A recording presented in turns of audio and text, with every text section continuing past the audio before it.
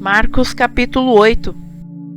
Naqueles dias, havendo uma grande multidão, e não tendo o que comer, Jesus chamou a si os seus discípulos e disse-lhes: Tenho compaixão da multidão, porque há já 3 dias que estão comigo, e não tenho o que comer. E, se os deixar ir em jejum para suas casas, desfalecerão no caminho, porque alguns deles vieram de longe.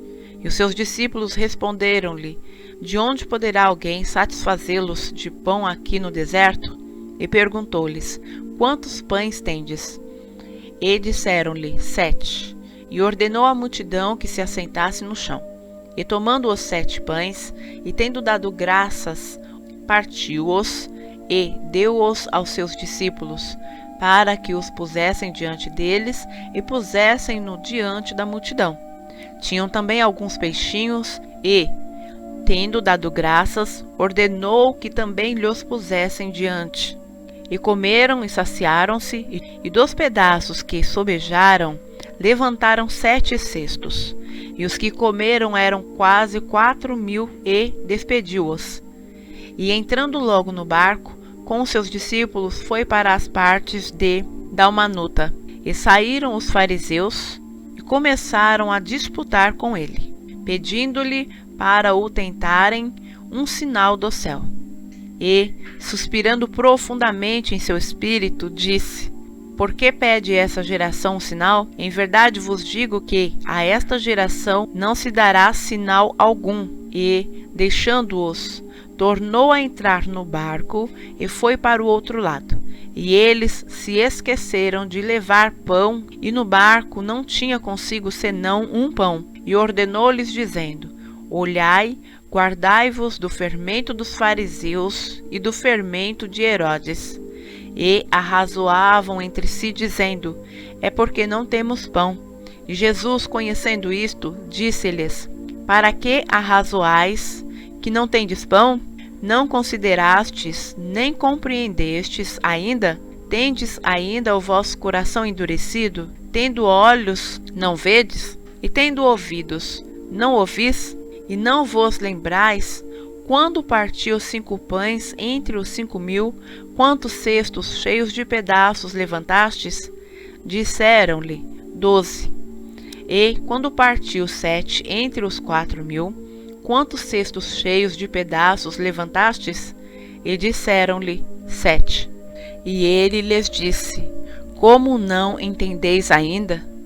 E chegando a Betsaída, e trouxeram-lhe um cego, e rogaram-lhe que o tocasse.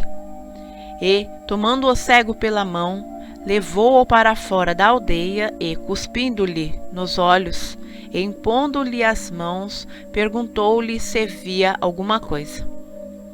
E levantando ele os olhos, disse: Vejo os homens, pois os vejo como árvores que andam. Depois disto, tornou a pôr-lhe as mãos sobre os olhos, e o fez olhar para cima. E ele ficou restaurado, e viu a todos claramente. E mandou-o para sua casa, dizendo: Nem entres na aldeia, nem o digas a ninguém na aldeia. E saiu Jesus e os seus discípulos para as aldeias de Cesareia, de Filipe. E no caminho perguntou aos seus discípulos, dizendo: Quem dizem os homens que eu sou? E eles responderam: João o Batista, e outros, Elias, mas outros, um dos profetas. E ele lhes disse: Mas vós, quem dizeis que eu sou? E, respondendo Pedro, lhe disse: Tu és o Cristo. E admoestou-os para que a ninguém dissessem aquilo dele. E começou a ensinar-lhes que importava que o Filho do Homem padecesse muito, e que fosse rejeitado pelos anciãos e principais sacerdotes e pelos escribas, e que fosse morto, mas que depois de 3 dias ressuscitaria. E dizia abertamente estas palavras. E Pedro o tomou à parte e começou a repreendê-lo. Mas ele, virando-se e olhando para os seus discípulos, repreendeu a Pedro, dizendo: Retira-te de diante de mim, Satanás, porque não compreendes as coisas que são de Deus, mas as coisas que são dos homens. E chamando a si a multidão, com os seus discípulos, disse-lhes: Se alguém quiser vir após mim, negue-se a si mesmo e tome a sua cruz e siga-me. Porque qualquer que quiser salvar a sua vida, perdê-la-á, mas qualquer que perder a sua vida por amor de mim e do Evangelho, esse a salvará.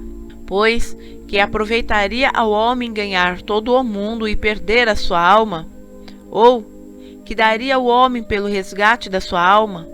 Porquanto qualquer que, entre esta geração adúltera e pecadora, se envergonhar de mim e das minhas palavras, também o Filho do Homem se envergonhará dele, quando vier na glória de seu Pai com os santos anjos.